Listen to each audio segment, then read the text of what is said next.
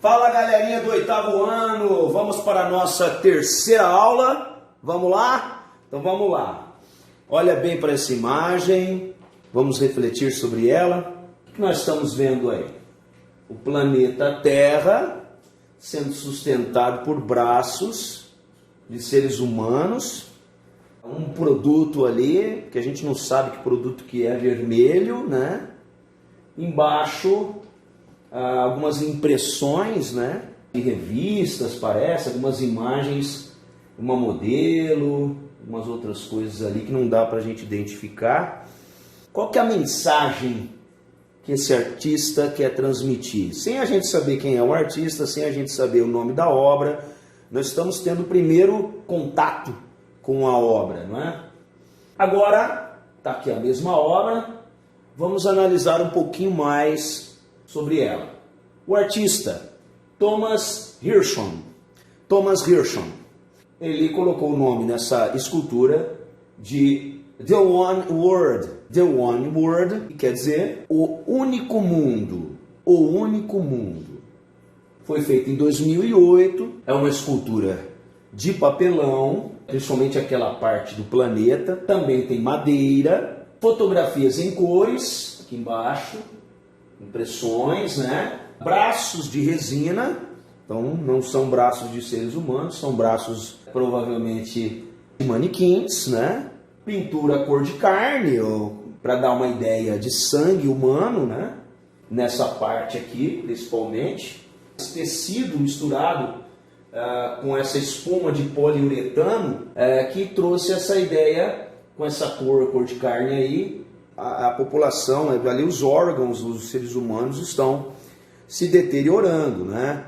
É uma coisa derretendo, alguma coisa assim. Cavaletes, que provavelmente os cavaletes estão segurando essa estrutura, e os braços segurando, sustentando o planeta. Só para vocês terem uma ideia, essa espuma de poliuretano é essa espuminha que vocês usam para lavar a louça. Eu sei que vocês ajudam a mãe em casa e lavam a louça, né? Essa espuminha que ela é mole, ela é flexível, que dá pra gente moldar ela de várias maneiras. Já sabemos o nome da obra, já sabemos materiais, dá para ter uma ideia qual que é o tema dessa obra de arte, o que esse artista está querendo dizer com isso? Com certeza está falando sobre a importância de nós, seres humanos, conseguirmos fazer um mundo melhor. Porque nós somos os responsáveis pela sustentação desse planeta. Então nós temos que ter essa consciência. Mas tem algo mais implícito ali. Clima. E o clima? É importante o clima para o bem-estar do nosso planeta? É importante esse equilíbrio climático. Está acontecendo esse equilíbrio climático no nosso planeta? Não, né?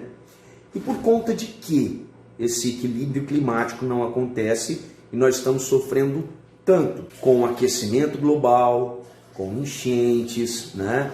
Com grandes secas, com o degelo do Polo Norte, do Polo Sul, aumentando o nível dos mares. E aí? O aquecimento global é um dos maiores desafios que a humanidade enfrenta atualmente. Se a temperatura do planeta continuar aumentando, o clima ficará cada vez inóspito. Quer dizer, um lugar inóspito é um lugar que não há vida. Enchentes. Enchentes é o que o Brasil mais sofre. E essas enchentes, lógico, o aquecimento global faz com que aumente as enchentes? Claro. Faz com que evapore mais água dos rios, dos mares e haja maior número de chuvas, né? E em quantidade também. A gente está de ano a ano, a gente vê que aumenta a quantidade de chuvas. Você vê aí nos noticiários diários a quantidade de enchentes em todo o Brasil. Mas as enchentes, evidentemente, que não é só o aquecimento global o maior causador. É também o fato das pessoas jogarem lixo nas ruas. Esse lixo vai para os bueiros, entope os bueiros e evita que haja um escoamento efetivo da água das ruas das grandes cidades. Então, nós somos responsáveis, sim, pelos problemas das enchentes nas grandes cidades. As secas também. Principalmente o Brasil é um país continental muito grande, então nós temos lá no norte e nordeste, somente no nordeste brasileiro, um problema muito grave de seca. E essas secas vão cada vez mais aumentando.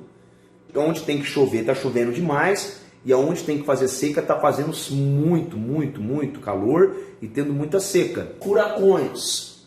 Os furacões também, o problema do aquecimento global gera também o problema dos furacões. E o degelo dos polos, que vão matando também os animais e vai aumentando o nível do mar. Tivemos recentemente aí no Brasil, né, nós percebemos que parecia uma tsunami ali nas praias, acho que praias paulistas aqui, que as pessoas tiveram que sair correndo, porque realmente a água do mar ele entrou muito na praia, quase que feriu pessoas, né? Entre outros fenômenos ameaçam a vida de todos nós seres vivos. O problema poderia ser enfrentado com mais eficiência se todos os países poluidores participassem de acordos internacionais que limitam a emissão de poluentes e os cumprissem. Por exemplo, o protocolo de Kyoto, né? Só que assim, os Estados Unidos entram, a China, a Índia, a Rússia, os grandes países industrializados. Mas só que eles não cumprem. Aí entra as ONGs, o Greenpeace e as manifestações populares tentando conscientizar a população.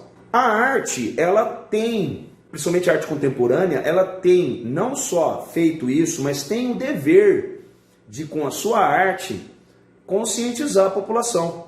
E é o que a maioria dos artistas contemporâneos estão fazendo, conscientizando a população sobre esse problema, para que haja uma reflexão e para que haja uma busca fazer alguma coisa. Porque é a força do povo que proporciona mudanças efetivas. Você acha que o trabalho The One World, O Único Mundo, 2008, do artista suíço Thomas Hirschman, permite pensar sobre o aquecimento global?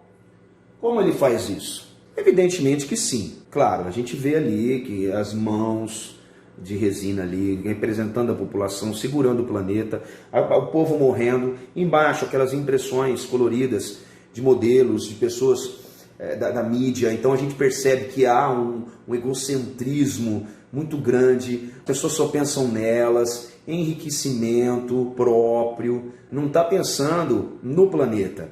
E aquilo está realmente acabando, fazendo a população morrer, e somos nós os únicos responsáveis para salvar um único mundo, que é o nosso planeta, né? Esse é o artista que fez aquela escultura contemporânea, Thomas Hirschman, que nasceu em 16 de maio de 1957, aproximadamente 62 anos. Ele nasceu em Berna, que é a capital da Suíça. Todo mundo fala que é Zurique, a capital da Suíça, mas não é. É Berna. A pronúncia correta seria Bern. Nós temos aqui o mapa da Europa. Aqui para baixo temos a África, a China, Índia, aqui para baixo, né? A Europa, para cá o Oceano Atlântico, para lá vem a América, né? O Brasil está para o outro lado. Aqui ó, nós temos Portugal, aqui ó, o amarelinho, esse vermelho Espanha, aqui ó, o roxo é a França, a Itália, esse verdinho aqui que é uma península, né? Que é uma extensão de terra que adentra ao mar, né? Então nós temos aqui o mar Mediterrâneo, a Itália é uma península. No norte da Itália, aqui ó, nesse amarelinho é a Suíça. Um país extremamente desenvolvido, né? Pertinho da Alemanha aqui, ó. Então aqui, ó, nós temos a Itália aqui embaixo, a França, né? Aqui a Alemanha aqui, a Áustria. Então aqui, ó, o país, a Europa toda aqui, esse amarelinho é a Suíça, esse amarelão todo aqui já é a Suíça, já dá para ver Bern, que é a capital da Suíça, onde nasceu o nosso artista.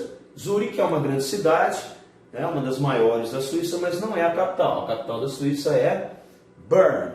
Vamos lá, Berna é a capital da Suíça, conta com 133.920 habitantes. É bem pequena a cidade, né? Se compararmos com São José do Rio Preto, São José do Rio Preto tem 600 mil habitantes, um pouco mais do que isso. Então, Berna com 133 mil não chega a ter nem um terço da cidade de São José do Rio Preto. É uma cidade muito bonita, né? Muito bem cuidada, desenvolvida. Olha só aqui esse rio bonito aqui, as casas no estilo medieval, né? Então a Berna, ela está inscrita no Patrimônio Cultural Mundial da Unesco, graças ao patrimônio medieval de sua cidade antiga, que conseguiu atravessar os séculos. Então tem um espaço dentro da cidade de Berna que preserva ainda os edifícios com características medievais, né, da Idade Média. Idade Média que vai ali de 1200 até 1500 anos depois de Cristo. É a Idade Média. Então, nesse período, houve um grande desenvolvimento dessa cidade e com essas características de arquiteturas medievais que foram tombadas, né, pelo patrimônio histórico, cultural e mundial pela Unesco e realmente não podem ser destruídas. Quando fala foram tombadas, tombamento é um documento que faz com que aquilo ali não pode perder as suas características originais. Tem que ser mantido, não pode ser reformado, só pode ser restaurado. Em Berna também foi quando esse cara aí, que ele fez essa cara aí porque tinha muitos paparazzis atrás dele e tal, querendo uma foto, e ele fez uma brincadeira. Mas esse alemão aí, ele foi um dos maiores cientistas da humanidade e com certeza ele fez uma brincadeira e essa foto se espalhou no mundo todo, que é a foto do Albert Einstein. Só que lá nessa cidade de Berna, quando ele passou por lá, foi que ele desenvolveu a teoria da relatividade, que é uma das grandes descobertas de Albert Einstein. Eu não vou entrar em detalhes da teoria da relatividade, mas é uma questão que você pode pesquisar depois, conversar com o seu professor de ciências, aquela questão da relatividade do tempo, do espaço. Por exemplo, uma pessoa pega um foguete e viaja 10 anos na velocidade da luz, quando ela voltar para a Terra, todos vão estar 10 anos mais velhos e ela vai estar ainda jovem. Tem uma relatividade, por isso que é relativo, tempo, espaço. Depois você pesquisa, é interessante. O Thomas Hirschhorn, ele nasceu nessa cidade e é um artista multimídia. O que é multimídia? Multi, várias mídias, quer dizer, mídias é várias formas de tecnologia. Então ele desenvolve várias linguagens artísticas numa só. E atualmente ele vive e trabalha em Paris, ele está em Paris, que é a capital da França. Ele estudou desenho gráfico, tá, no começo da carreira, mas em meados dos anos de 1980 ele abandonou o design e passou a dedicar-se às artes visuais. Bom, o designer, ele é o profissional, ele cria, por exemplo, modelos de produtos. Tem vários tipos de ventiladores, por exemplo. Vários modelos de ventiladores, vários modelos de cadeira, vários modelos de mesa, vários modelos de relógio. Então, o designer, ele é um profissional que trabalha com uma arte aplicada no cotidiano das pessoas. Só que ele não estava satisfeito. Ele estava trabalhando para o comércio e não estava escrevendo o seu nome na história da arte. Ele queria fazer alguma coisa que chocasse as pessoas e mudasse os conceitos delas em relação ao nosso planeta. Aí ele se dedicou a criar muitas instalações contemporâneas, que a gente vai ver daqui um pouquinho o que é uma instalação contemporânea, mas a priori é uma arte visual dos tempos atuais, em que ele modifica o espaço interno de um museu. Então nós estamos vendo aqui o espaço interno de um museu, de uma exposição de arte, praticamente parece um grande lixão. E as pessoas são convidadas a entrar nesse lixão aí, para as pessoas sentirem a necessidade de mudar essa visibilidade. Então ele jogou aqui, ó, várias latinhas, né, de refrigerante amassadas, tem grandes latinhas aqui, né, que ele provavelmente fez essas latinhas aí com papel laminado e tudo mais. E as latinhas pequenas, junto com as latinhas maiores, os desenhos lá na parede, para você se sentir uma latinha. Entrar ali e você se sentir um nada. Eu me sentiria assim. Arte contemporânea. Então, quando a gente fala de arte contemporânea, ele é um artista contemporâneo, ok? Toda vez que a gente fala arte contemporânea, é arte atual. Super atual. Não é nem moderna. A arte moderna começou lá, vamos dizer assim, 1920, por aí. Arte moderna. Uma arte moderna é uma coisa. Arte contemporânea é a arte atual dos dias de hoje. Trabalha mais com temas atuais, com coisas que realmente estão acontecendo no momento, não necessariamente na sociedade. Pode ser alguma coisa que esteja acontecendo com o próprio artista, mas é algo atual. Materialidades diferenciadas. Quando eu falo materialidades, estou falando de suporte. Suporte é o material mais importante de um artista. Então, o suporte de um cantor é a voz. O suporte de um instrumentista, de um músico, é o seu instrumento musical. O suporte de um bailarino é o seu corpo. O suporte de um pintor é provavelmente a tela, a tinta. Então, o suporte do artista contemporâneo são materialidades diferenciadas. Geralmente ele usa materiais que não são utilizados para fazer arte. Ele pega chocolate, ele pega diamante, ele procura materiais para chocar as pessoas visualmente. Que nem onde já se viu fazer arte daquela maneira. Latinhas jogadas assim como se fosse um grande lixão. Quebra da forma tradicional de apresentar arte ao público. Sabe aquele padrão que sempre... um quadro na parede. É um padrão. Você vai lá, chega, fica observando o quadro. Você entra num teatro, vai assistir uma peça de teatro. Não. A arte contemporânea, ela busca uma forma diferente de apresentar essa arte para o público, quebrando com regras tradicionais de apresentação. Então transmite também uma mensagem implícita e reflexiva, geralmente fazendo uma crítica sobre um problema social atual ou expondo uma sentimentalidade pessoal do artista que esteja passando naquele momento. Nunca é clara a mensagem do artista. Você nunca vai conseguir olhar para uma obra contemporânea e falar, ok, já sei o que ele quis dizer. Não, é difícil. Você precisa ler o nome da obra, você precisa conhecer a poética do artista, quer dizer, o seu estilo.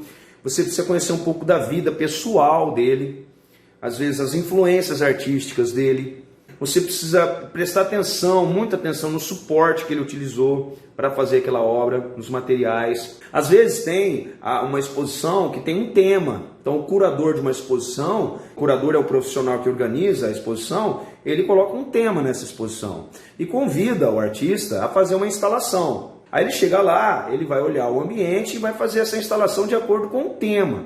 Sei lá, o tema é água, o tema é clima, o tema é aquecimento global. Todos os artistas daquela exposição vão trabalhar com esse tema. Então, muitas vezes, é multimídia e tecnológica. Maioria dos artistas contemporâneos trabalham com tecnologia, quer seja de telão, de áudio, de sensores, de internet, de luzes de neon, laser. Buscam coisas mais tecnológicas, motores, vários tipos de coisas tecnológicas para servir como suporte da sua arte, misturando linguagens artísticas e pedindo a participação do público para que, com essa interação, a obra seja finalmente concretizada. Há uma mistura de linguagens. Quando eu falo linguagens, são tipos de arte. Então pode ter escultura misturado com música, misturado com teatro, misturado com cinema, vídeos. Então é tudo uma coisa só. E, às vezes, o artista, não necessariamente estando no local, ele pode colocar uma placa e ele pede que o público faça alguma coisa, interaja com essa arte, de alguma maneira. Ele chama o público para o palco ou pede que o público faça alguma coisa. Só aí que a arte se concretiza. Então, para que uma arte seja considerada arte contemporânea, ela tem que ter estas características. Tem vários tipos de arte contemporânea. Tem instalação, tem performance, enfim, tem uma infinidade, mas tem que ter essas características aqui. Se não tiver, não é arte contemporânea. Instalação contemporânea. O que o nosso artista suíço fez aqui foi uma instalação contemporânea. O que é uma instalação contemporânea? É uma arte visual. O artista não está presente ali. É como se a gente estivesse contemplando algo visual. Só que exige ali do público uma participação. Ele pede que o público participe. Geralmente a instalação pede a participação do público. De que maneira?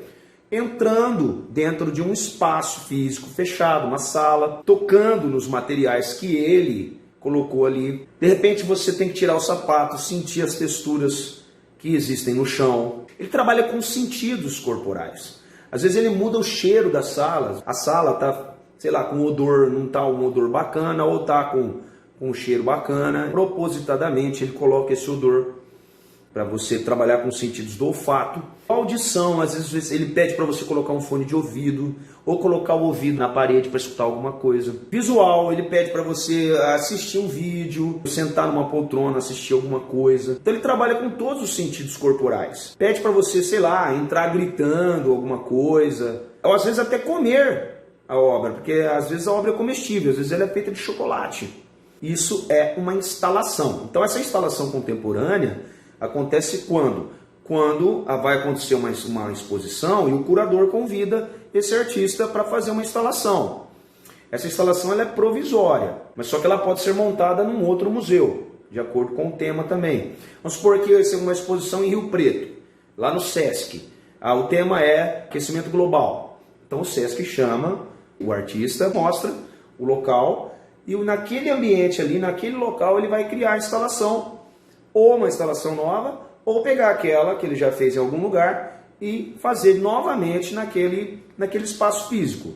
O artista não está presente, ele muda o ambiente provisoriamente ali, pede a participação do público e depois aquela instalação ela é desmontada.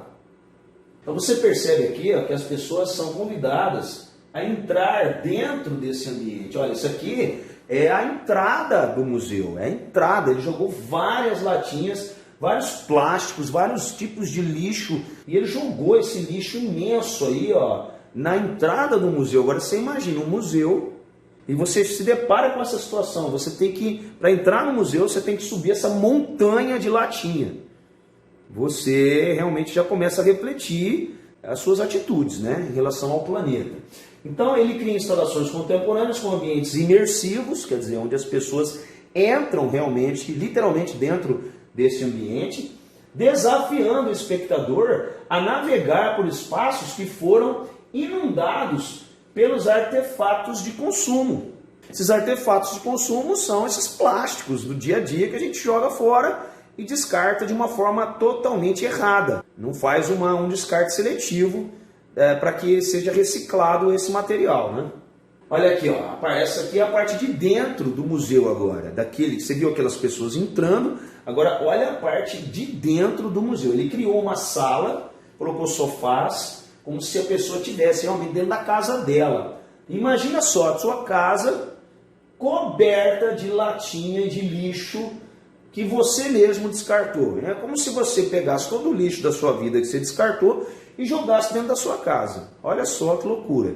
Olha só que loucura. Olha só que loucura. Você fica se imaginando, puxa vida, né? Olha o tanto de lixo que eu joguei. E se esse lixo tivesse sido jogado dentro da minha casa, olha como seria a minha casa. Então, as suas construções, as instalações dele, geralmente tem um tipo de caótico, né? É um caos total. E são feitas com materiais baratos, eficientes como papel de alumínio, papel, fita adesiva, compensado e páginas de revistas ou jornais usados. Nelas também o artista coloca livros, manifestos e escritos, mapas e uma série de outras coisas. Claro que não são materiais orgânicos, porque senão essa instalação não poderia ser feita. Poderia até ser feita, mas não poderia ficar muito tempo, porque o material orgânico ele estraga, ele é perecível e acaba atraindo moscas e um mau cheiro também, né? Enfim, uma série de animais peçonhentos. A realidade aqui provavelmente é de alumínios e plásticos descartados, mas que não tenham resíduos orgânicos. Olha, quando a gente olha, já dá aquele impacto visual. Como é que pode uma montanha de pneu poder ser uma obra de arte? Que originalidade! O Hirschman, ele é conhecido por suas instalações potentes que fazem referência à filosofia, política e cultura pop. O nome dessa instalação chama-se Chama Eterna, quer dizer, uma coisa que não acaba, uma chama eterna. Até quando nós vamos continuar descartando esses pneus que causam problemas gravíssimos para a população em todos os sentidos? Podem ser reciclados? Pode ser reciclado o pneu, mas não é. Ali tem algumas frases, né, alguns cartazes Você percebe aqui, pendurados. Aqui um escritório de uma pessoa. E do lado, ao invés da parede do escritório, são montanhas e montanhas de pneus, né? A pessoa se vê ali como se fosse um borracheiro. Como se fosse um borracheiro. Como se fosse um borracheiro. Imagina só um advogado trabalhar num ambiente desse. É uma loucura, é uma loucura, é uma loucura. Aquele cara que fica trabalhando num escritório com ar-condicionado, fechado. Imagina ele trabalhar num ambiente desse. Que loucura, né? Você está vendo que está tendo uma poética? Todas as obras dele têm a mesma característica. Apesar de serem diferentes uma das outras, tem uma poética, tem um estilo. Então, ó, Hirschman é um mestre em moldar uma avalanche do mundano em paisagens surreais, que dominam nossos sentidos e desafiam nossas expectativas. Imagina aqui um ambiente, uma sala.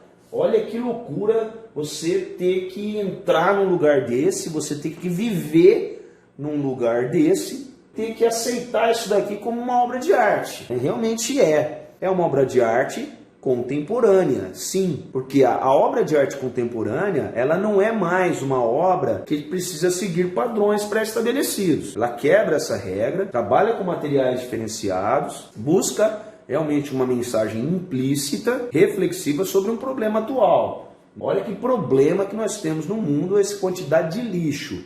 E não tem outra maneira de fazer o público refletir se não colocar esse público nesse local. E aceitar isso como arte, porque foi feito por um artista, tem uma mensagem implícita, é diferenciado, super atual, e foi traduzido dentro de um museu, né? Aqui, ó, mais um museu, um espaço de exposição de arte que foi modificado, mais uma instalação. Uma implosão coreografada, uma implosão, vem de dentro para fora, coreografada, quer dizer, que faz igual, como se fossem bailarinos dançando com os mesmos movimentos. Então observa que essa obra, essas obras artesanais deliberadamente grosseiras, que realmente é grosseiro, não é bonito de se ver, mas a obra contemporânea não precisa ser bonita. Não precisa ser bonita, às vezes a intenção do artista é realmente que ela seja feia. Essa é a intenção do artista. Se espalham pelas estruturas de seus limites físicos um poderoso símbolo do grande apetite de nossa sociedade. Um símbolo, grande apetite de nossa sociedade, que é o consumismo. Parece realmente que caiu uma bomba aqui e destruiu o ambiente, né? Aqui, ó. Imagina você vai no museu e você se depara com um negócio desse. Aí você fala, nossa, isso é arte? É. Isso é arte contemporânea. Imagina o trabalho que deu para fazer isso, mas não é. Mas para ser arte contemporânea não precisa ser um trabalho, não precisa ser uma coisa trabalhosa. Não precisa, tá? Precisa ter um conceito.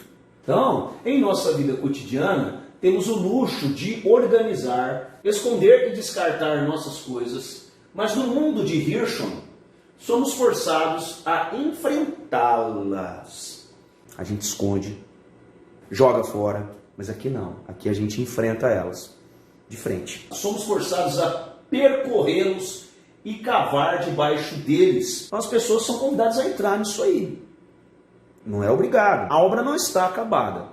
Se você não entra nisso aí, não vasculha isso daí, de repente você não consegue captar a mensagem por completo do artista. O nome dessa obra, Colapso. Realmente é um colapso isso aí. Bom, olha isso aqui. Gente, olha que coisa. De um lado, perfeito. Do outro, parece que deslizou aqui como se fosse uma cachoeira de lixo, né? De entulho. E somos forçados a prestar atenção ao aviso do artista sobre nossas demandas coletivas, sobre a natureza. Nós somos forçados, ele força a gente a perceber a importância de se preservar a natureza. Redução. Vamos reduzir as coisas, né? A abundância de ideias e imagens nas instalações de Hirschman imita a saturação da mídia na vida contemporânea e destaca a dessensibilização que os consumidores experimentam como resultado. Quer dizer, abundância de ideias e imagens, quer dizer, a grande quantidade de coisas das instalações de Hirschman, como você pode ver, imita a saturação da mídia. Porque a mídia, assim, a mídia é responsável por incumbir na tua cabeça que você tem que comprar determinado produto sem a necessidade de você ter aquele produto. O que importa é vender. Não importa se você precisa ou não. Às vezes você compra porque é novidade, às vezes você compra porque teu vizinho comprou, às vezes você compra porque, sei lá, por impulso. Você não tem necessidade daquilo e você acaba comprando. A mídia é responsável por isso. E destaca essa dessensibilização, quer dizer, nós precisamos ser sensíveis a isso e acabar com esse impulso de consumo que os consumidores experimentam como resultado. Então nós estamos vendo aqui um manequim, né? Provavelmente um manequim cheio de pregos. E aqui é como se fosse uma família, o pai, a mãe, o filho, alguns cartazes, né? E pregos e pregos e pregos. Deu para ter uma ideia do que significa isso? O que seriam esses pregos? Família de unhas. Que reflexão que você faz com um negócio desse aí? Será que a mídia está pregando em nós a necessidade de consumo? Será que eles estão incumbindo, fazendo com que a gente seja usados por eles para o consumismo? Será que eles pregam isso em nossa cabeça, em nosso corpo? Incumbe isso? E por que a unha? O que você faz com uma unha? Para que serve uma unha? Para agarrar as coisas? Quem que está sendo agarrado aí? Os seres humanos? E quem que está agarrando os seres humanos? A mídia? Então são famílias de unhas? Aí vai da sua reflexão. Tem vários tipos de reflexão. O importante é que nós já conhecemos a poética do artista e sabemos que ele trabalha com a importância do não consumismo exagerado, da importância da preservação do meio ambiente. Aí as reflexões extras ficam a seu critério. Quero agradecer a sua atenção. Na sala de aula a gente conversa um pouco mais e fazemos as demais reflexões. Um forte abraço, valeu, um beijo.